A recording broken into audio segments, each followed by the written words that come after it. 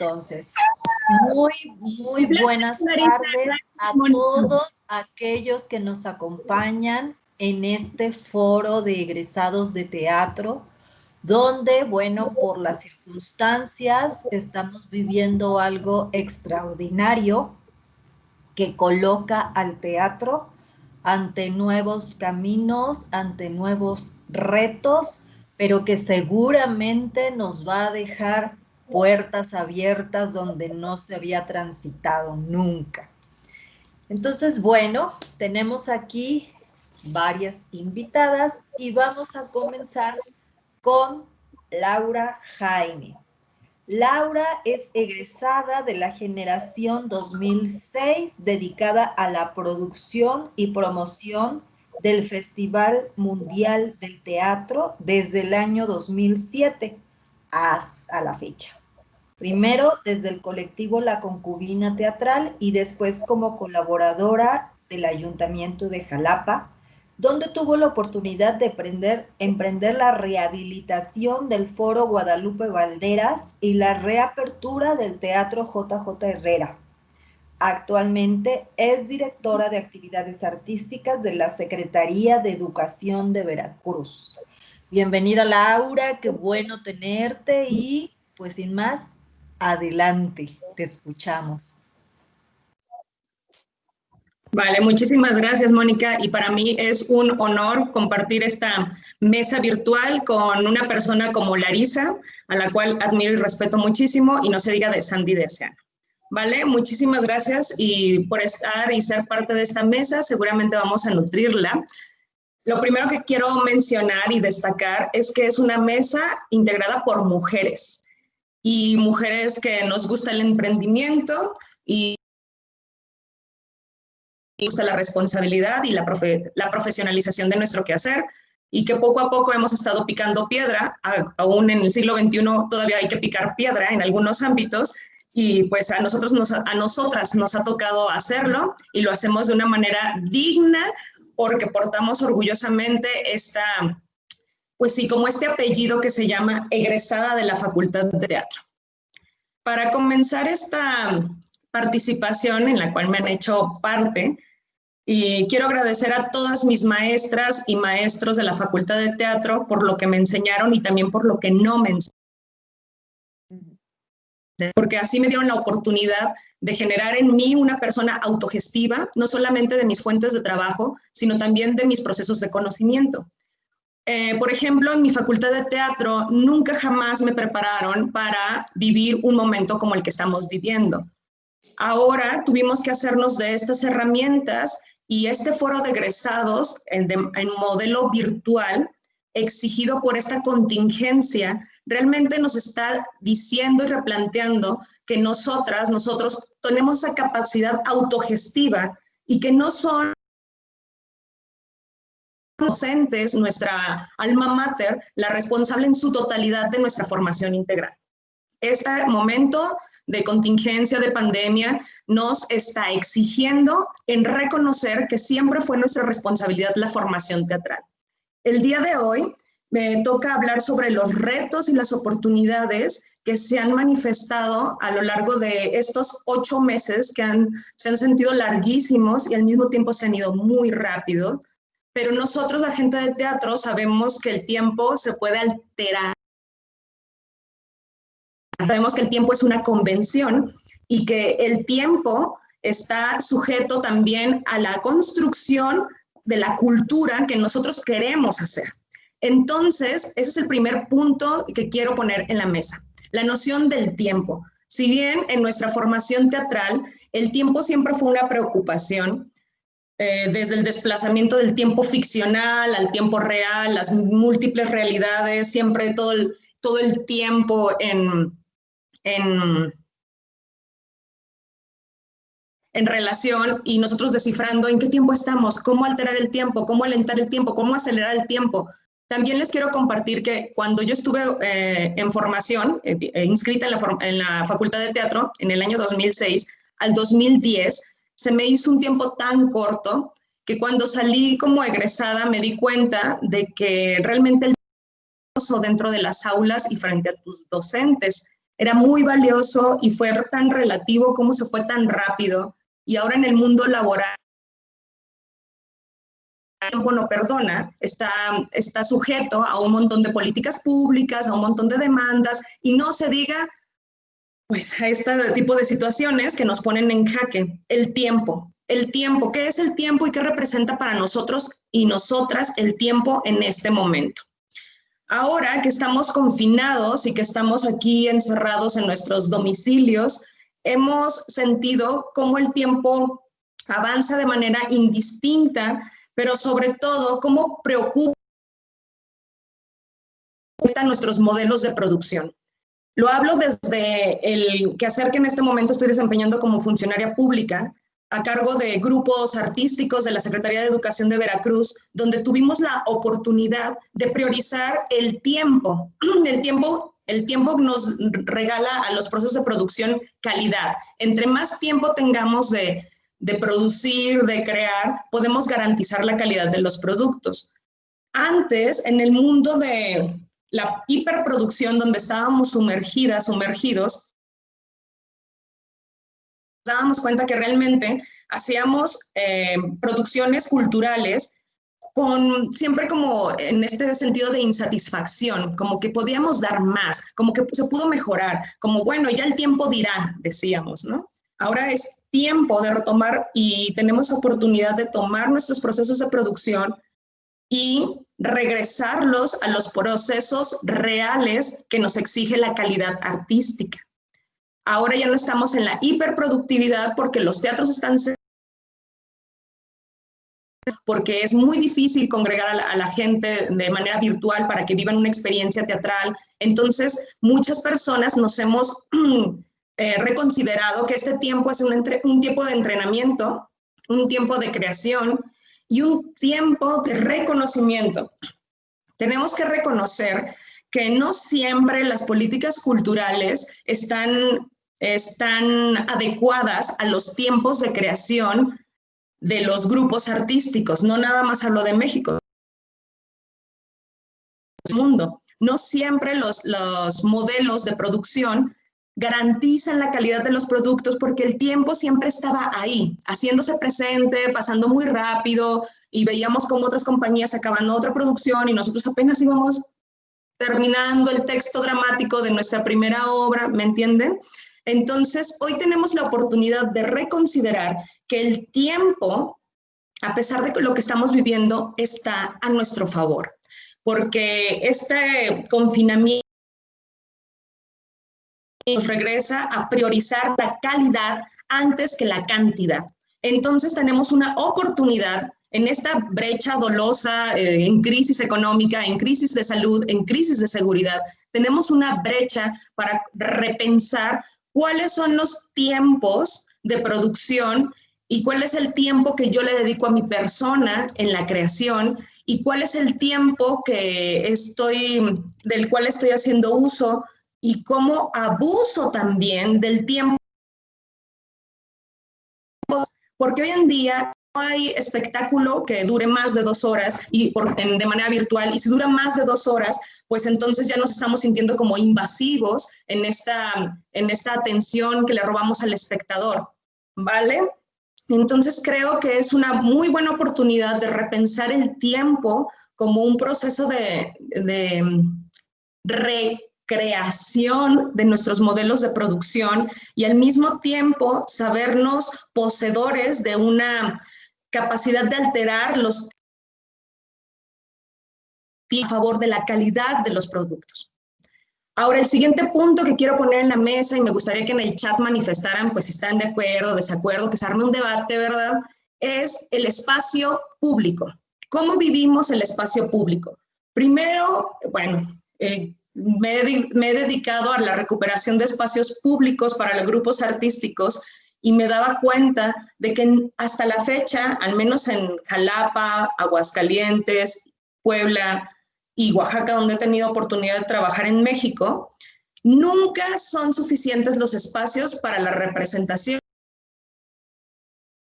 la producción, para la difusión de las actividades escénicas, mucho menos teatrales. Nunca son suficientes. Y las condiciones de estos espacios o recintos culturales siempre sujetas a lo económico, a la disposición de quien esté administrando el espacio, y entonces el surgimiento de los foros autogestivos o llamados independientes se hizo como un auge, pero todas las personas que estuvieron creando estos espacios no los consideran espacios públicos.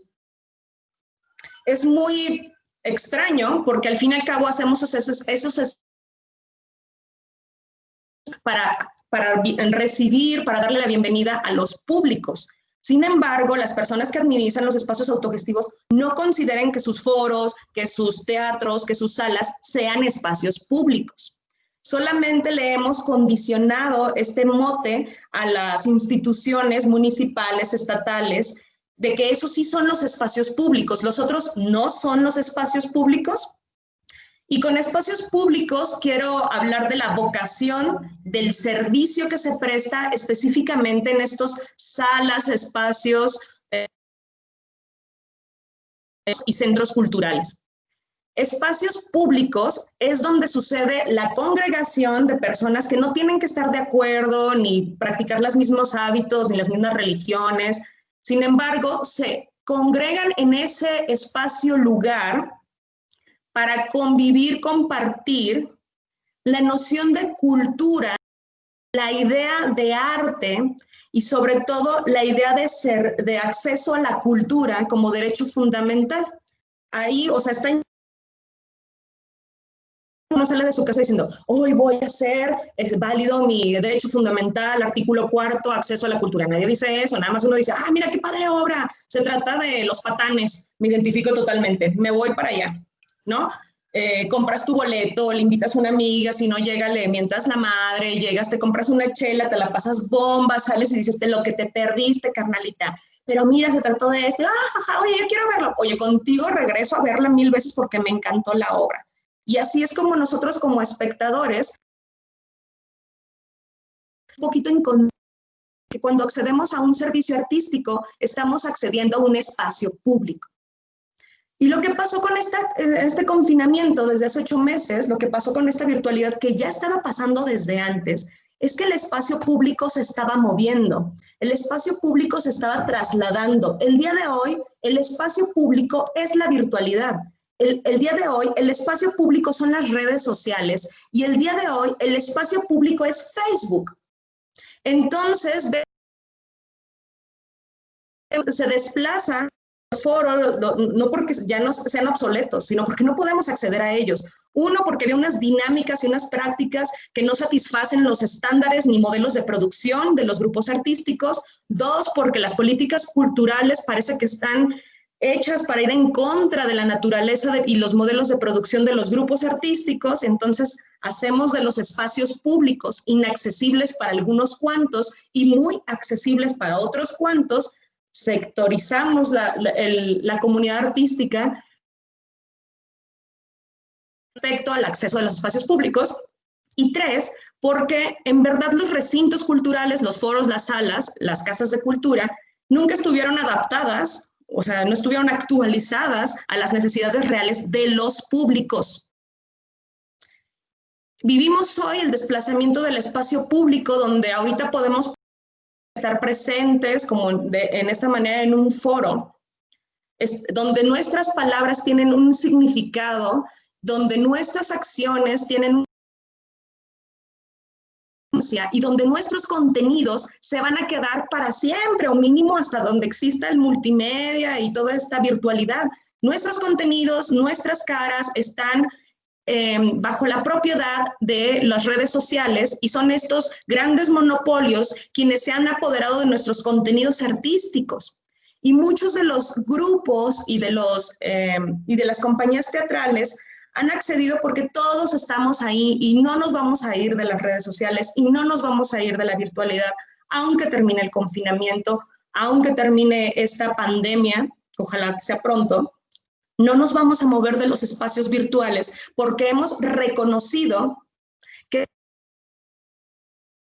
los nuevos públicos.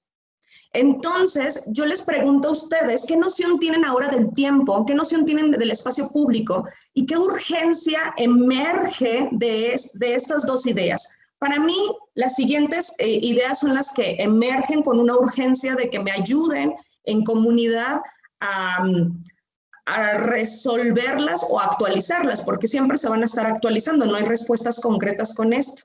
Uno es, ¿qué noción del tiempo tenemos ahora con los modelos de producción? ¿Y cómo me ha afectado en mi modelo de producción este exceso de tiempo, idea transformada del tiempo? Y la otra es, ¿con qué comodidad me muevo yo en los nuevos espacios públicos? Si sigo con mi máscara social con la cual posteo en Facebook o hago mis Twitters o estoy en Instagram, ¿no? Si sigo con esa máscara social o he reconocido que como herramientas de promoción y difusión solamente se están capitalizando unos cuantos. Recuerden que algunos servicios, aparentemente, hablo de servicios virtuales, aparentemente son gratuitos. Aparentemente. Porque el producto no es al servicio virtual. Nosotros somos el producto, nosotras. Entonces, todo el tiempo nos están bombardeando con anuncios y dirigiendo y haciendo tendencias en nuestra participación en lo social. Entonces, esta es una provocación, repensemos el tiempo, repensemos el uso del espacio público y cómo la nueva normalidad llegó para quedarse y nosotras y nosotros vamos a hacer uso de esta nueva normalidad. Por dejo mi participación deseando que haya sido inquietante, ¿no? Al menos algo provocadora para que ustedes repensemos en conjunto, en comunidad y sobre todo nos atrevamos a expresarlo, a externarlo con esta confidencialidad que ha generado el foro de egresados, con esta confianza de que nuestras expresiones son válidas. Y bueno, muchísimas gracias una vez más por ayudarme a hacerme presente en este foro de egresados. Saben que para mí uno de mis grandes amores es la Facultad de Teatro y cada uno de ustedes que son parte de la comunidad de Facultad de Teatro ya son parte de mi corazón. Muchísimas gracias. Muchísimas gracias, Laura. Y bueno, continuando en esta mesa de habilidades, fortalezas y oportunidades en tiempos de pandemia. Yo creo que jamás nos hubiéramos imaginado tocar este tema hasta ahora que lo vivimos.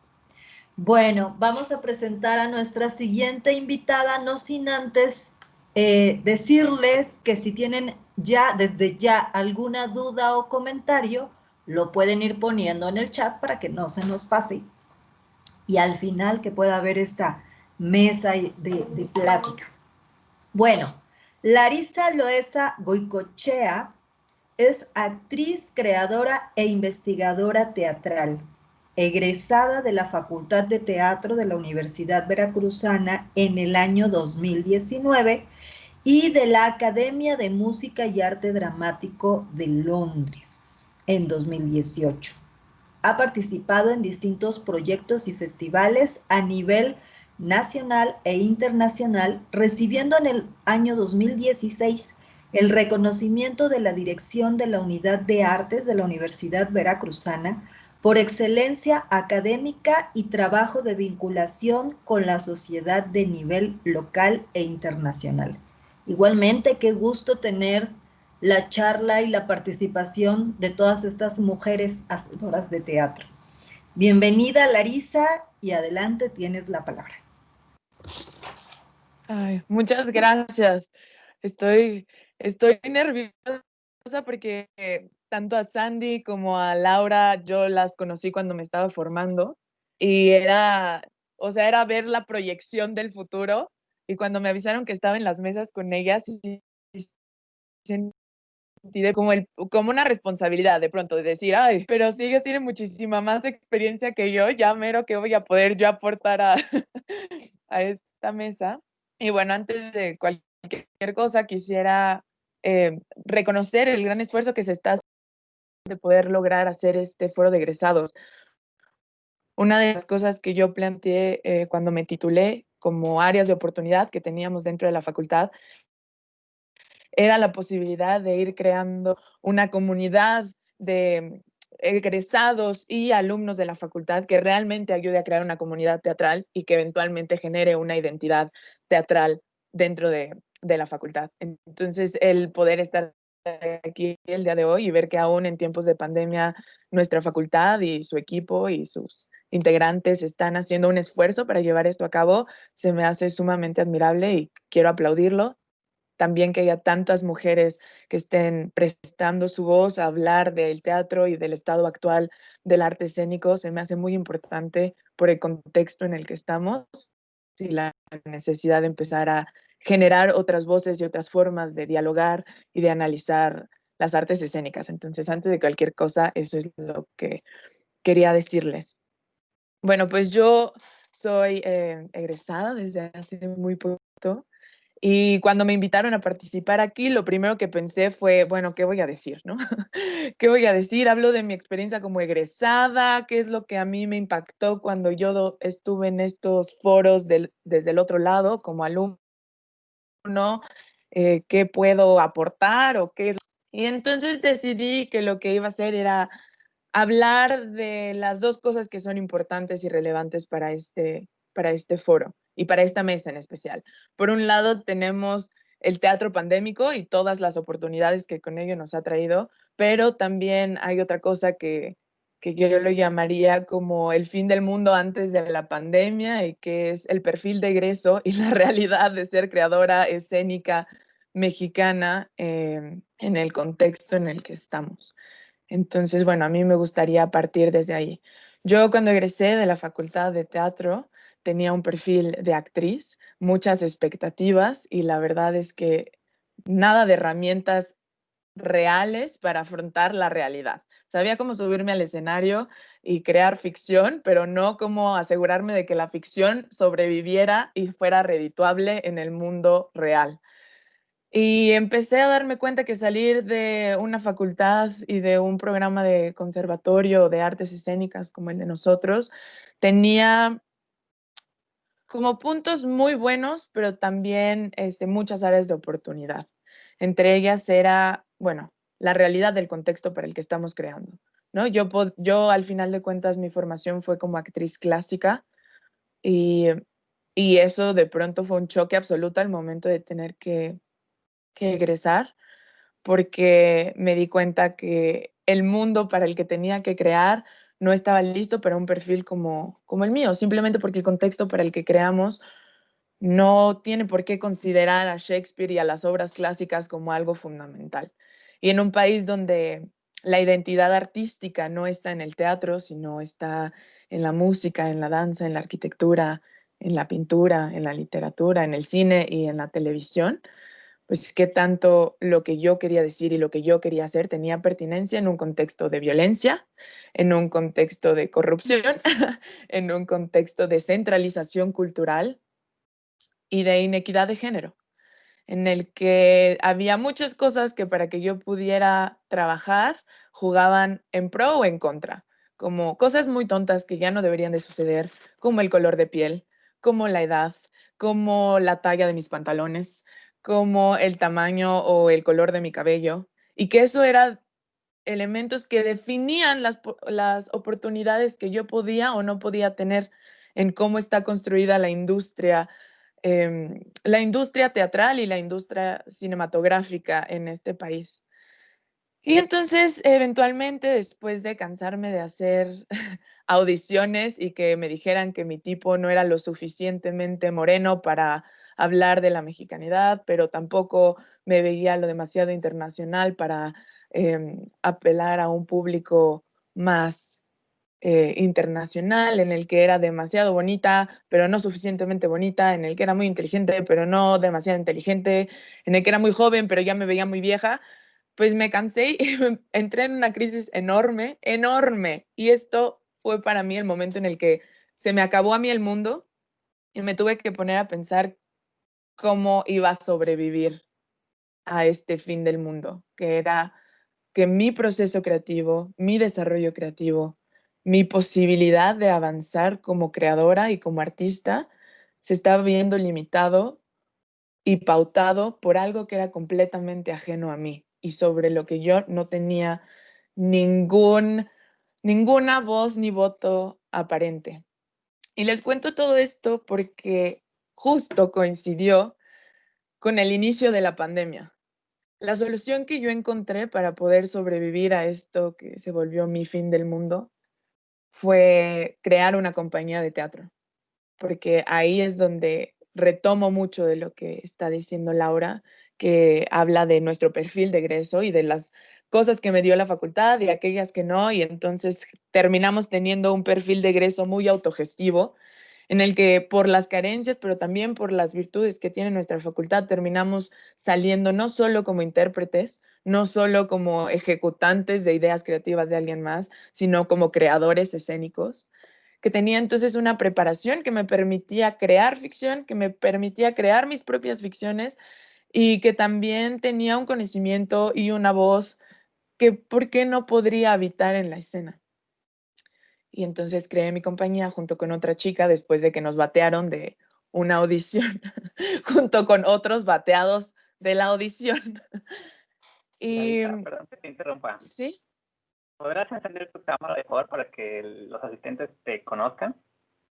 pero está prendida. Mm, mm, Sí, yo Apago, sí, la prendo. ¿sí la están viendo? Ah, ok. Sí, creo. sí se ve muy bien. Gracias, Larisa. No, yo solo que era un acto performático en el que solo era mi voz lo que se tenía que escuchar. Y bueno, entonces todo eso era como hablar un poquito de lo que fue mi llegar a asumir mi parte autogestiva. Y aquí es donde ya se viene lo bueno y lo que es pertinente para esta mesa, que es lo que sucedió con el teatro en pandemia. Nosotros, mi compañía y yo, que se llama Teatro Entre las Piedras, que somos un grupo de jóvenes creadores mexicanos, empezamos el año ensayando para la obra que íbamos a estrenar en abril. Íbamos en un pequeño porcentaje de montaje, pero ya llevábamos cierta parte de la producción avanzada y se cierra el mundo, se para el mundo completamente. Y entonces no solo todos nos quedamos sin trabajos externos de otras producciones que teníamos, sino que nuestro deseo de nosotros crear y poner en escena lo que nosotros queríamos, de pronto se vio completamente pausado, al igual que muchas personas. Pero aquí es donde sucedió algo interesante. Nosotros, la obra que íbamos a montar se llama Relatos para el Fin del Mundo. Y obviamente cuando decidimos y la elegimos, todo el mundo nos vio como locos y decían, ¿esto qué? Esto no tiene relevancia para la realidad del mundo. Incluso para nosotros era como, ¿por qué nos llama la atención hablar del fin del mundo? Y en eso entra la pandemia y tuvo todo el sentido, porque el eje de nuestra obra era la importancia que tienen las ficciones y la importancia que tienen los relatos como herramienta de supervivencia ante un mundo en crisis. Y lo que no nos esperábamos cuando se paró el mundo y tuvimos que ponernos a pensar en cómo íbamos a solucionar o avanzar o a pausar o a continuar, fue que se empezaran a crear nuevas ficciones, que efectivamente relatos y obras y propuestas escénicas empezaran a surgir y a invadir el cotidiano y la digitalidad del mundo que habitamos. Y ahí vimos una área de oportunidad. Y lo que decidimos fue pasarnos al mundo digital y ahí descubrimos un montón de cosas que creo que nos han fortalecido en poder tener una identidad creativa, a poder madurar como creadores y como compañía, y que creo que ahí están los grandes logros que tiene y aportes que nos da esta pausa. Al no tener que estar lidiando con la estructura sistematizada de cómo se produce y se hace teatro en nuestro país, nos quitamos el peso de tener que probarle a las instituciones, a los espacios, al gremio teatral, que teníamos una voz y voto. Y también a tener que dejar de competir de una manera que creo que ya no es factible con otros grupos. Porque entonces lo que nosotros nos dimos cuenta es que si en el Internet existe Yuya y existen videos de gatos, nosotros teníamos la libertad de crear cualquier cosa y seguramente íbamos a encontrar un nicho sin tener que convencerlo de que tuviera que ir al teatro con nosotros porque, por favor, o de tener que depender de una institución o de un gran teatro o de un renombre o del prestigio de alguien más para poder encontrar esos espacios. Entonces, a mí lo que me gustaría decir el día de hoy es que en la crisis existe una libertad creativa. Y esa libertad creativa está en el que en este momento, al no poder hacer teatro como nos enseñaron a hacerlo, como nos han dicho que se tiene que hacer, al no tener que recurrir a las estructuras, a los formatos, a las convocatorias, a las mismas personas de siempre, estamos teniendo la oportunidad como comunidad teatral de reinventarnos, de reconstruir, de reestructurar, de reconocernos como técnica, como arte, como creadores. Y ahí hay grandes, grandes aportes que tiene la digitalidad. Cuando nosotros decidimos mudarnos al mundo digital, nos dimos cuenta que necesitamos a alguien que nos acompañara y sacamos una convocatoria en la que tuvimos una respuesta que no esperábamos para hacer una compañía que tenía 2 meses de haber nacido y que nadie nos conocía. Nos respondieron muchísimos jóvenes creadores de toda la República y eso fue otro gran descubrimiento que tuvimos. Al tener que estar trabajando de manera digital, teníamos contacto con personas que de otra manera no hubiéramos podido tener contacto. Podíamos colaborar y pudimos colaborar con personas que estaban en otros países, con personas que están en otros estados, y eso ya en sí mismo genera una contracorriente a la centralización cultural que existe en nuestro país. Ya no necesitábamos que físicamente estuvieran aquí, sino que podíamos hablar con ellos desde una sesión de Zoom. Y fue tanta la respuesta que tuvimos que no solo logramos encontrar a una persona que fuera acorde a lo que nosotros necesitábamos, sino que tuvimos a otras 30 personas que estaban interesadas en colaborar con nosotros. Y dijimos, bueno, ¿qué podemos hacer? ¿No? Porque como actrices estamos acostumbradas a audicionar, te batean y no te dicen ni por qué, y parece que eres como desechable. Dijimos, nosotros no queremos hacer eso, menos si todas estas personas nos mandaron cartas de motivos y realmente tienen razones y convicciones de por qué quieren aventarse a hacer algo digital. Y decidimos entonces crear una antología e invitarlos a colaborar a redactar con nosotros una especie de documentación sobre el fin del mundo, sobre lo que estaba sucediendo en la pandemia. Y les dimos 3 áreas en las que podían escribir. Ensayos académicos, haciendo un análisis del estado actual del arte, de las artes escénicas, el teatro en pandemia. La otra fue en reflexiones, lo que ellos quisieran escribir y podía ser de una sola línea o de 3 páginas. Y las otras fueron cartas teatrales en un intento de retomar esta idea de las ficciones como herramienta de sobrevivir al mundo y que hicieran entonces unas cartas de personajes que se despedían ante el fin del mundo. Y logramos crear entonces una antología con 14 colaboradores, jóvenes creadores escénicos mexicanos que están repartidos por toda la República y que se va a publicar en las próximas semanas. Eso también nos dio la posibilidad, el que estuviéramos en pandemia, el que el Internet es un espacio de libertad y en el que también como generación tenemos un conocimiento en el cual las redes sociales, el Internet y todo lo que en ese mundo existe no nos es ajeno y que otras generaciones, otras personas se estaban acercando a él. Entonces, después de eso nos dimos cuenta que había muchas cosas y que al mismo tiempo que nosotros estábamos escribiendo y que había una pandemia y que los feminicidios aumentaban y que estábamos llevando un proceso creativo, realmente pudimos entender por primera vez a lo que uno se refiere o lo que nos decían en la escuela, que es el rol social que tiene el artista y el arte como reflejo del contexto para el cual está creando. Y decidimos que lo mejor que podíamos hacer, con toda esa información que estábamos viviendo, con los diálogos que se estaban abriendo, era crear un espacio alternativo de diálogo y que porque teníamos la libertad del Internet, podíamos tener. Entonces creamos un coloquio de investigación teatral que fue formado por 3 mesas de diálogo entre jóvenes creadores mexicanos, que abordó 3 temas. El primero fue los procesos creativos en pandemia. El segundo fue la actualidad para medios digitales. Y el tercero fue Y el último fue ya el surgimiento del dramaturgista como elemento fundamental para sobrevivir a las nuevas ficciones y el análisis de lo que estaba sucediendo en el teatro. Entonces, bueno, pues eso fue la manera en la que nosotros sobrevivimos al fin del mundo en esta pandemia.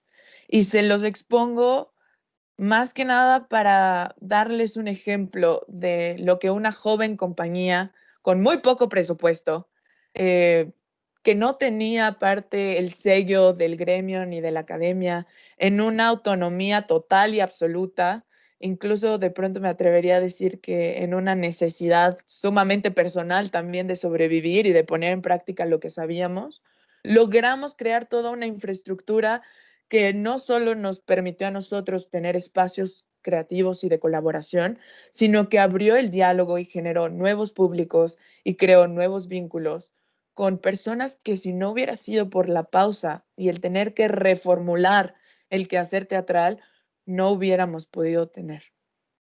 Entonces, bueno, yo quería compartirles mi experiencia porque creo que los grandes logros que ha tenido esta digitalidad fue la democratización del proceso creativo, no solo a nivel de cómo se hacía el teatro en México, sino de cómo se creaban y cómo se generaban jerarquizaciones dentro del proceso mismo, dentro de los equipos, porque aquí al tener que estar cada uno trabajando desde su espacio, realmente se creó un espacio de equipo, un entender cuáles eran las funciones que cada uno de nosotros teníamos para que un proyecto saliera adelante. La otra fue la creación de nuevos públicos y ahí me parece sumamente pertinente que retomemos el abrir los procesos, porque eso es lo que nos va a permitir seguir creando nuevos públicos, el ser honestos y abiertos con nuestras experiencias. Y la otra, voy a checar mis notas porque había 3.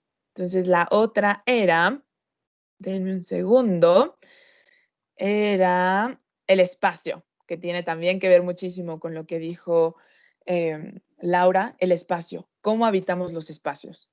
¿Quiénes los están habitando? ¿Qué historias los están habitando? ¿Cómo estamos invitando al público a habitarlos también? Y esas son preguntas que el estar en un espacio que nos es completamente ajeno, que aparte es completamente ficticio porque es internet y lo que ustedes están viendo no es una interacción conmigo, sino píxeles que se reflejan en su computadora, eso nos ha obligado como creadores a tener que reconsiderar quién se queda, quién se va, qué público le interesa lo que estamos diciendo, quién prende y apaga su cámara, quién tiene una necesidad de comunicarse con nosotros. Entonces yo creo que esos son los grandes aportes que hay. Y la verdad, a mí me gustaría cerrar diciendo lo siguiente. Yo no creo que lo importante o lo pertinente sea seguir analizando el teatro en pandemia, porque eso lo va a hacer solito. Estas nuevas formas digitales van a seguir habitando, van a seguir evolucionando y nos han mostrado un área de oportunidad.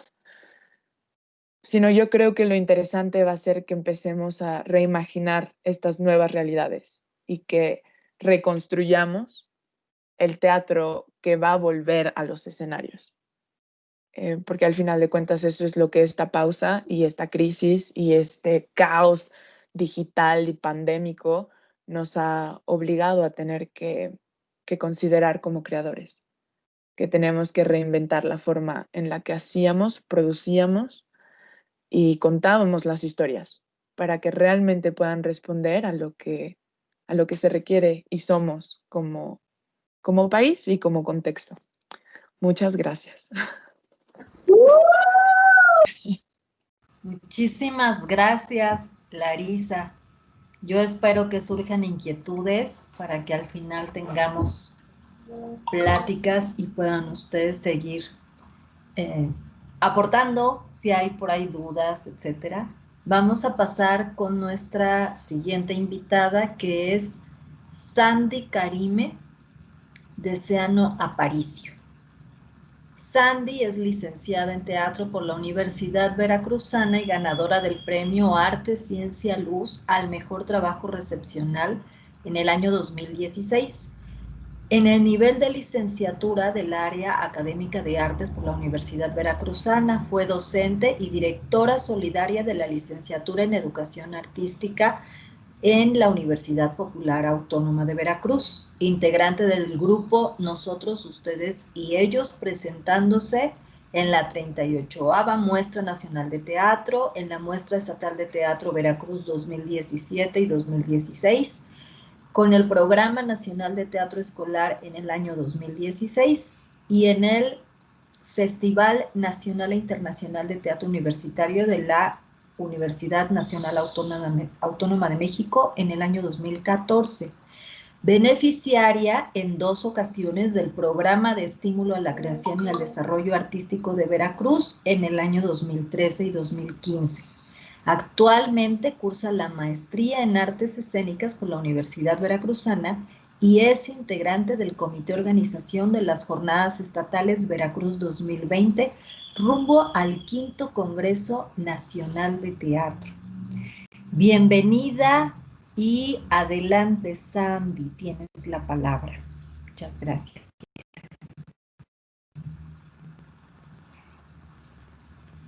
Tu micrófono. No se escucha. Sandy. Tu micrófono. Gracias. Sí, ¿ahora sí me escuchan? ¿Sí? Muchas gracias, Mónica. No sé si pudiéramos compartir las diapositivas, por favor. Pero bueno, mientras les voy platicando un poco. Ay, cada vez que se hacen estas presentaciones a mí, yo me pongo roja, digo, no, me gusta más como acercarnos, ¿no? O sea, ahorita escuchando a Larisa, a Laura, me encanta estar aquí compartiendo con ellas y creo que siempre se aprende de los demás, ¿no? O sea, sus procesos son muy nutritivos y esto que nos comparten son muy valiosos. Y bueno, vamos a empezar hablando un poco de esta situación. ¿Podemos ir a la siguiente, por favor? Bueno. ¿Otra? Sí, ¿Otra, sí? gracias. No, ahí nos quedamos. Gracias. Okay. Pues bueno, les comento que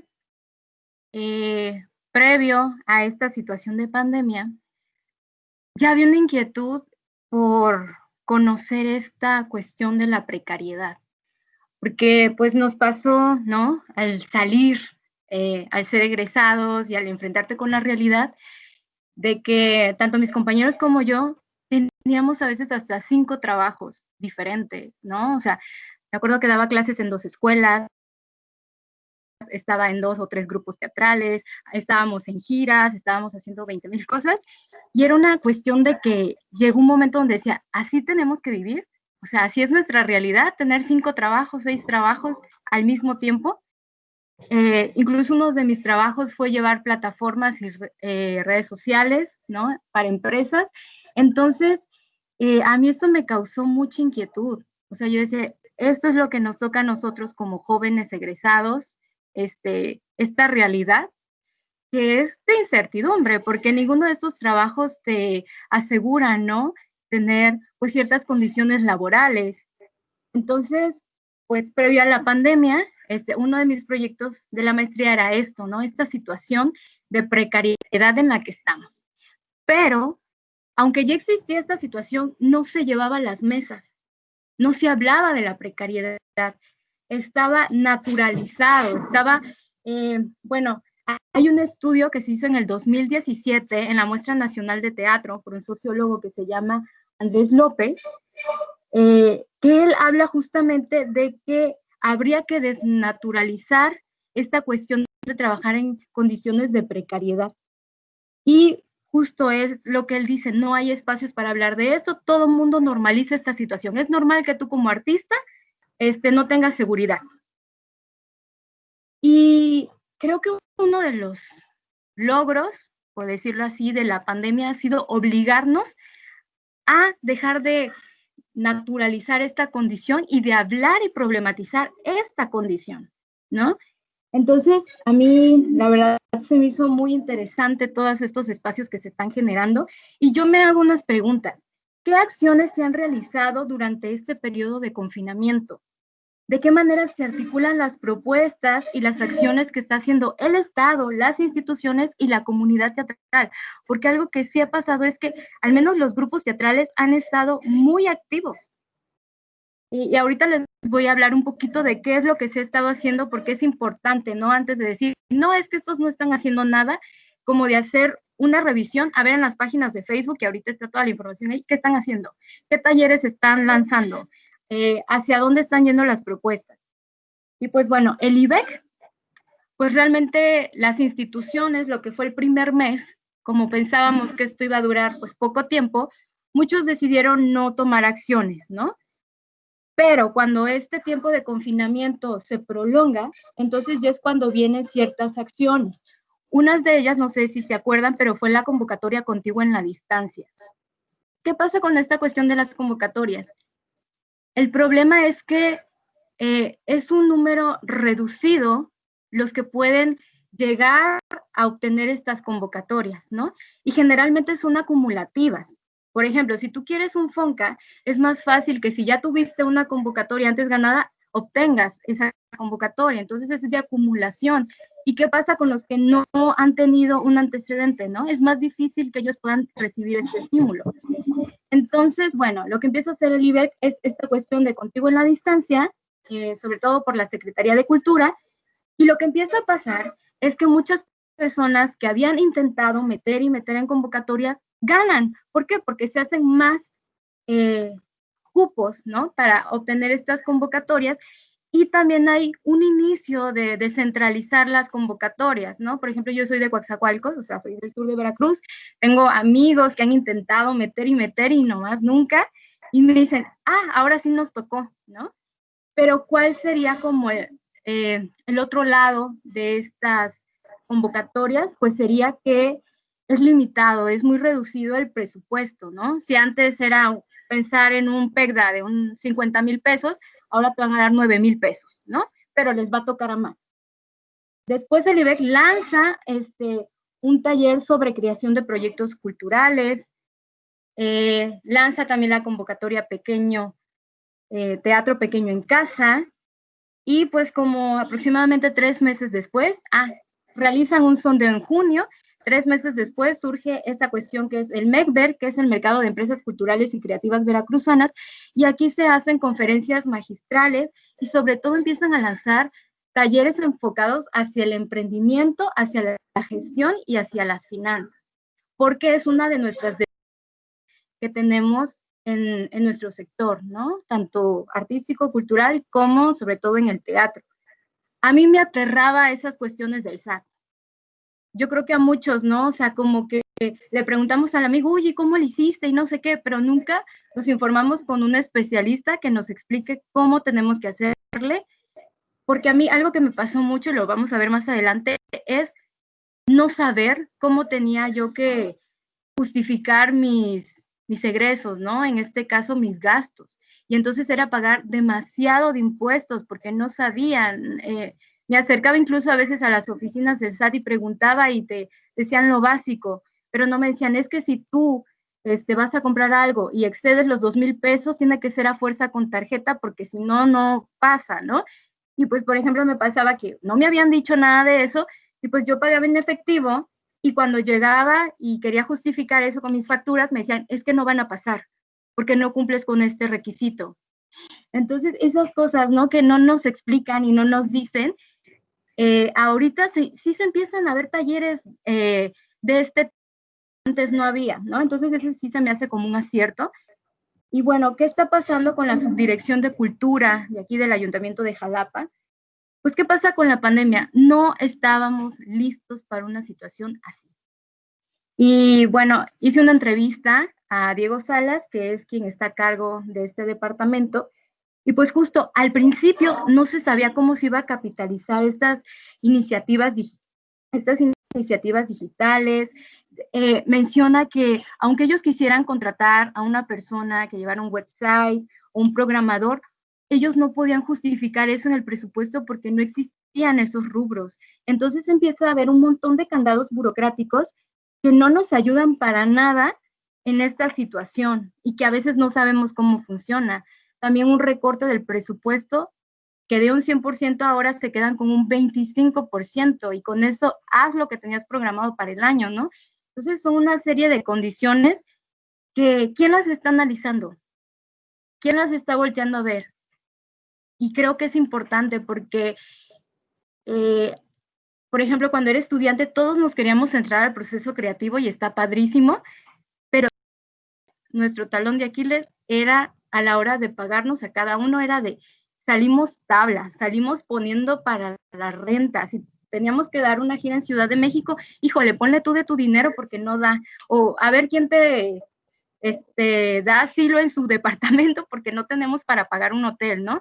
Entonces, creo que esa ha sido una de las problemáticas bien fuertes, que es esta cuestión administrativa y fiscal, porque en lo personal creo que sí hay como un miedo, y yo también lo sentía, ¿no? Es que yo no entiendo nada de eso, pero creo que una forma de perderle el miedo a eso es, pues, acercándote e informándote, y ahorita pues está viendo talleres, y pues yo creo que sí es importante, como si eso está ahorita de forma pues gratuita o accesible, pues tomarlo.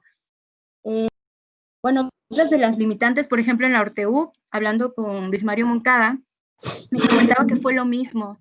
También no se estaba preparado para una situación así. Muchos candados burocráticos de cómo justificar el presupuesto, porque no es de que agarres dinero de aquí y lo pases para acá, no se puede, no es así. Entonces tiene que haber una serie de cambios en la legislación, tiene que haber una serie de cuestiones de gestión, ¿no? ¿Cuántos gestores tenemos? A ver si un grupo, tú en tu grupo tienes un gestor, no, o sea, ¿quién puede pagar un gestor aparte, no? O sea, estas realidades, ya hablando ya si queremos ir hacia un teatro profesional. Y bueno, uno de los referentes ahorita fue un sondeo que se hizo en la Maestría de Artes Escénicas, a cargo de la doctora Elka Fediuk, y por parte del SEGDA, porque yo también me preguntaba, bueno, ¿y tantos sondeos para qué? ¿De qué sirven? Y bueno, nos sirven como diagnóstico para entonces poder saber qué es lo que se necesita hacer, qué acciones se tienen que hacer, ¿no? Y por ejemplo, sí sabíamos que siempre salíamos tablas, etcétera, pero no había como números que dijeran, es que, ¿sabes qué? Se hizo un sondeo y el 68% respondió que sus ingresos no son suficientes para cubrir su producción y su remuneración.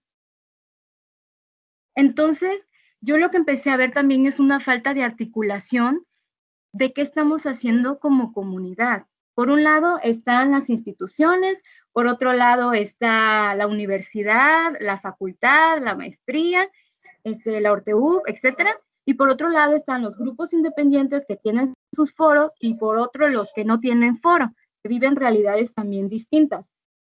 Y pues a mí lo que me interesa es conocer qué estamos haciendo y generar vínculos, por eso estos espacios se me hacen muy ricos, porque son donde podemos entablar acuerdos y de verdad ir pensando como en una comunidad. Dentro de las cosas que salen en diferentes foros es el trabajo colaborativo. Ahorita no nos queda de otra. Y digo, es parte del teatro también trabajar en comunidad. Pero cuando se habla de trabajar en comunidad es a veces dejar muchas cosas, dejar los egos, dejar recelos, es trabajar para un bien común, y a veces eso es complicado, ¿no? Y bueno, pues también una de las cosas que se hicieron durante este periodo fueron las jornadas estatales. Siento que todavía falta mucho por hacer, pero dentro de las cosas que salieron era esta inquietud de cuando tú viajas o estás en una gira, nadie te va a cubrir el seguro. Si a ti te pasa un accidente, tú lo vas a tener que pagar. Si tú envejeces haciendo eso, tú no vas a tener una jubilación, ¿no? También esto de pensar hacia el futuro nos da miedo y nos espanta, pero a veces es necesario. Ahorita nosotros tenemos todas estas oportunidades, estas acciones, porque somos jóvenes. Otra de las cosas que salió en el sondeo y es preocupante es que la mayoría de los grupos que están vigentes son jóvenes. Casi no hay grupos que sobrepasen los 15 años, ¿no? Y eso también nos está apuntando hacia una realidad. ¿Qué va a pasar de nosotros de aquí a unos 10 años más, 20 años más? ¿Vamos a poder seguir trabajando en grupos? ¿O cada quien la va a buscar por su lado? ¿No? O sea, como siento que sí nos traen un panorama de reflexión muy grande, pero también de muchas aportaciones. O sea, por ejemplo, esto de que ahora los foros se estén uniendo y generen una red es importante para visibilizar esto que están haciendo, ¿no? O sea, los foros de alguna manera nos sirven para que nosotros podamos estar ahí, que nosotros podamos presentar nuestras obras. Estos espacios ahorita vivieron un momento muy crítico porque estuvieron cerrados por mucho tiempo. No sé si pudiéramos, por favor, pasar a la siguiente diapositiva. Ahí está. Sí, ahí, gracias. Ok. Y bueno, me voy a regresar. Hay estudios de gestión cultural desde el 2006, más o menos. Lucina Jiménez, que es ahora la encargada del INVAL, pues ella decía hace como, imagínense, 2006, necesitamos nuevos perfiles profesionales del arte, que no solo aprendan a crear, sino a mover su obra, siempre y cuando existan las vías para circularla, ¿no? Y por ejemplo, creo que son importantes estos talleres. Este taller, ahorita justo lo estoy tomando, y te explican sobre esta cuestión fiscal y legal para llevar tu empresa cultural. Esto de empresa cultural a mí me hacía mucho ruido, ¿no? Es de, ay, pero es que yo no tengo una empresa cultural, es que a mí no me interesa, ¿no?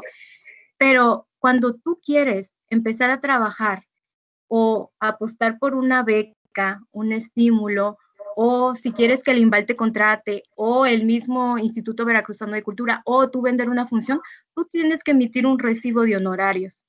Y entonces tienes que entrarle en este juego de las cuestiones fiscales, quieras o no quieras. ¿Y qué implica? Implica que vas a tener que pagar impuestos. De hecho, todos tenemos que pagar impuestos. Una de las cosas que a mí nunca me dijeron es que cada dinero o monto de dinero que ingrese a mi cuenta bancaria, para el SAT es tomado como un ingreso. Y a mí me habían dicho, no, pues es que es cuando tú generas un recibo de honorarios, entonces tú reportas eso al SAT. Y en este curso me doy cuenta de que no, todo lo que entra a mi cuenta, yo tengo que reportarlo al SAT, ¿no? O sea, como esas cuestiones que no te explican. A la siguiente, por favor. Y vámonos con los números. A mí esto me aterraba mucho, pero me dio una forma de aterrizar. ¿Por qué no nos está saliendo tanto trabajo y que terminamos ganando bien poquito? Por ejemplo, en una función, ganamos o tuvimos de ingreso, digamos, 5,000 pesos, ¿no?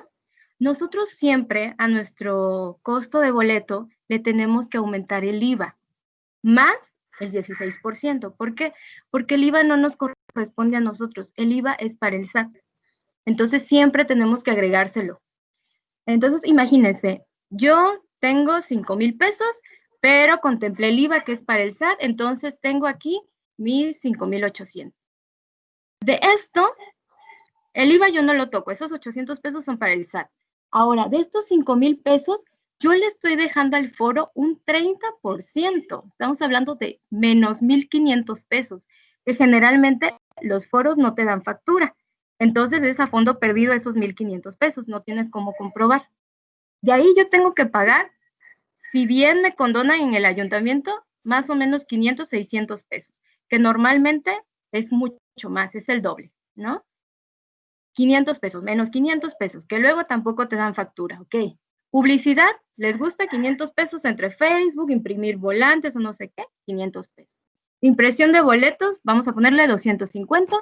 Técnico, de ley, pagarle sus 200 pesos, ¿no? Y ahí, si yo les voy quitando y le voy quitando, al final de esos disques 5,000 pesos, yo me vengo quedando con 2,050. Pero de esta cantidad, que es mi subtotal, yo le voy a tener que pagar al SAT el 10%, más o menos, del ISR, ¿no? Sí, y hay otros impuestos que también se tienen que pagar. Por ejemplo, aquí no pongo el impuesto sobre boletaje que te cobra ayuntamiento. Pero ahí nada más, imagínense con eso, que no es todo. Ahí ya nada más, ¿cuánto te está quedando? 1,550 pesos. Y de esos 1,550 tú le tienes que pagar al dramaturgo el 10%, tienes 4 actores, dividirlo, tu director, productor, diseñador y un fondo, si es que hay, ¿no? Para tu grupo. ¿cuánto terminas ganando en una función? ¿155 pesos? Como actor, 193.75.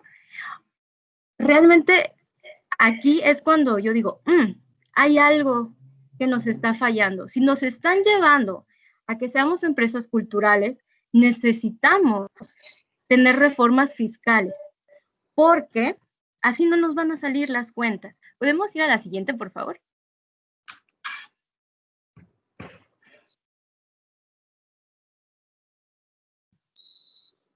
¿Hay una siguiente diapositiva?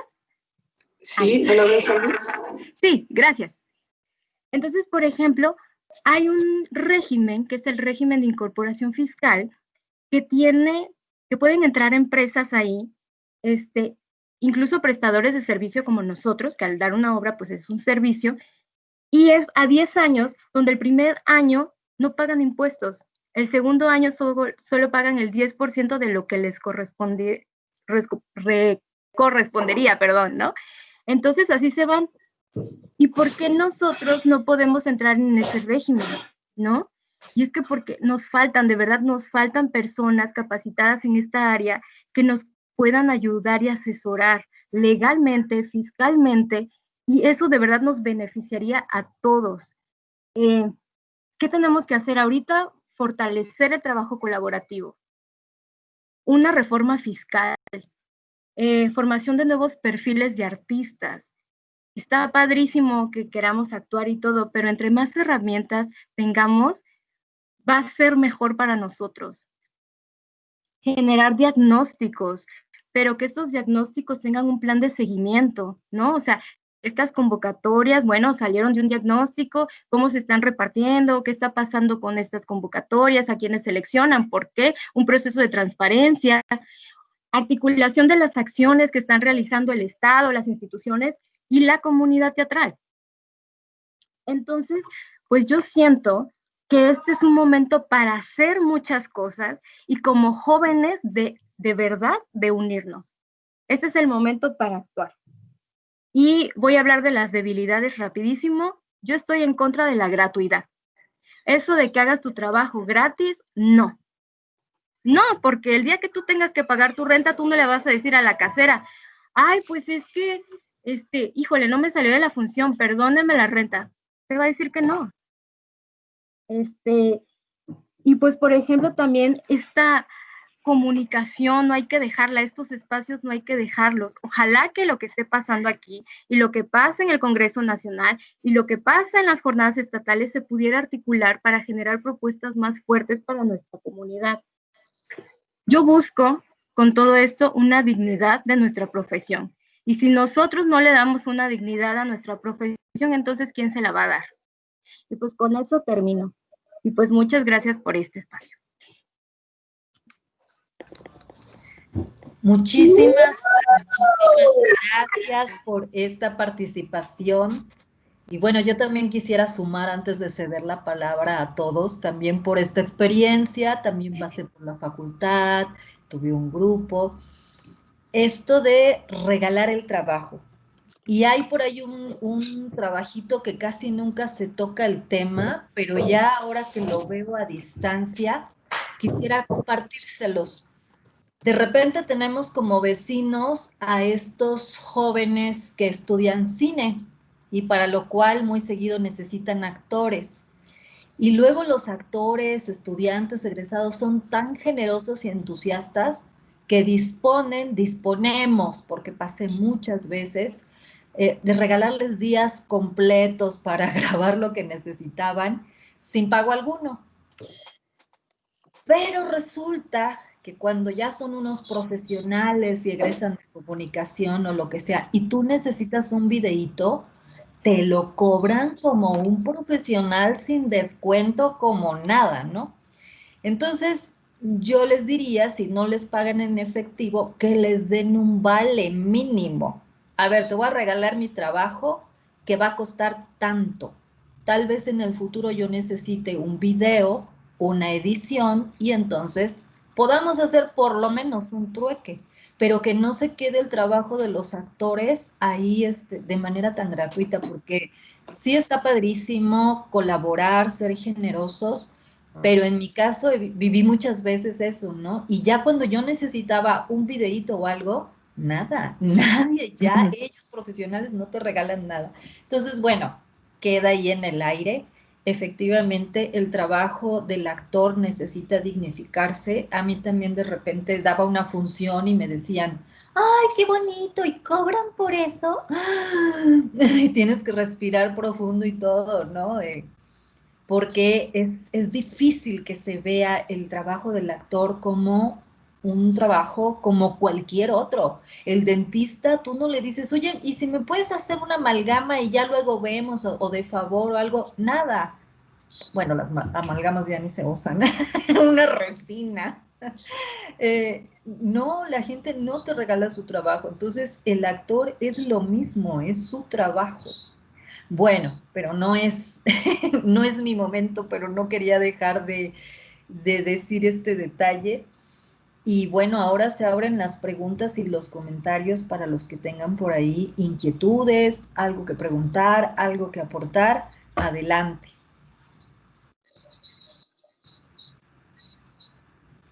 Sin miedo, sin miedo. Miedo.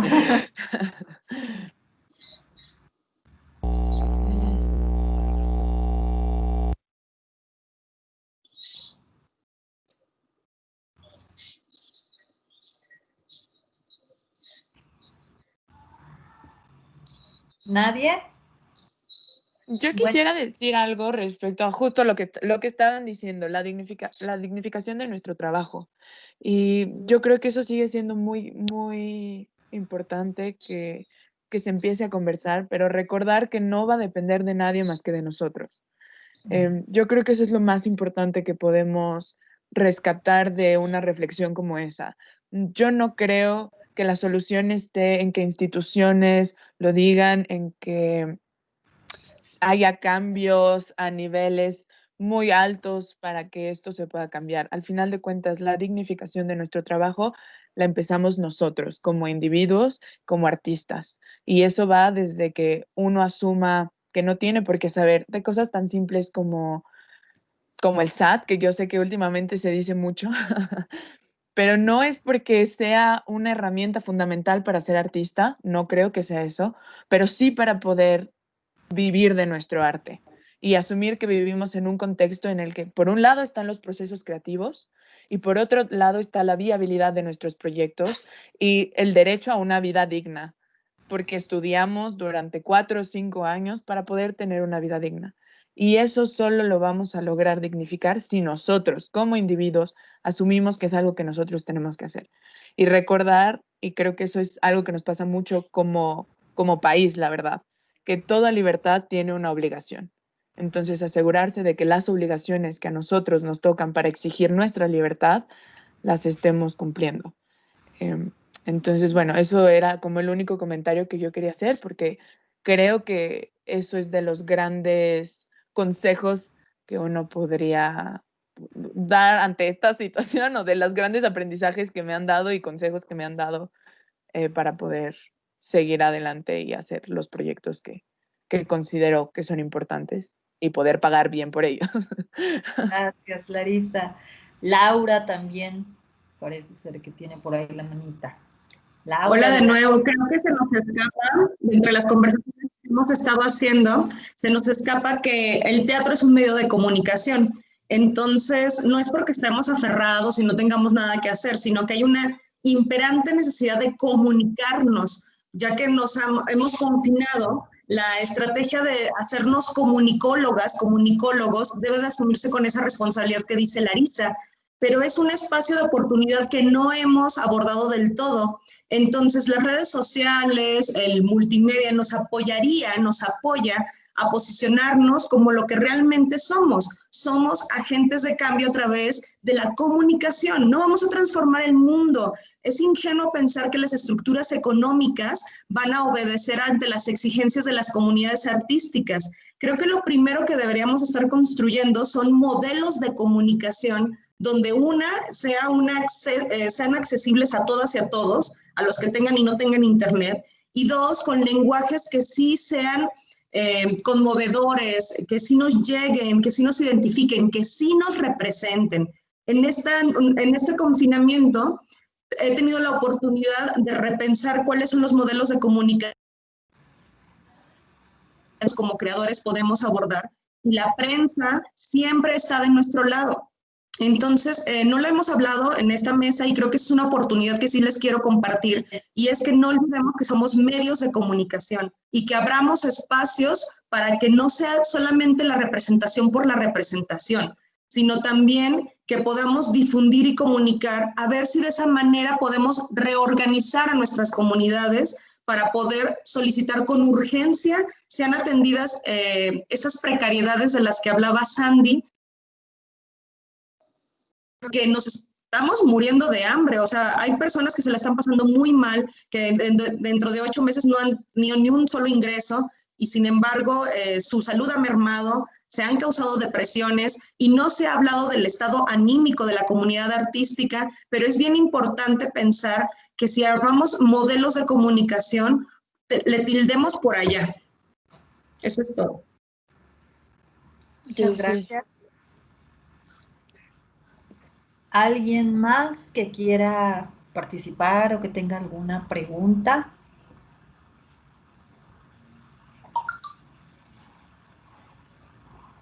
Ish, tu micrófono está apagado. ¿Le puedes bajar? Sí.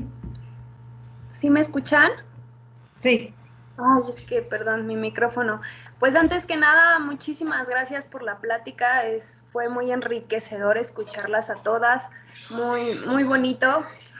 Me siento muy orgullosa de las egresadas de la Facultad de Teatro. Yo todavía voy para allá apenas, pero es bonito, ¿no?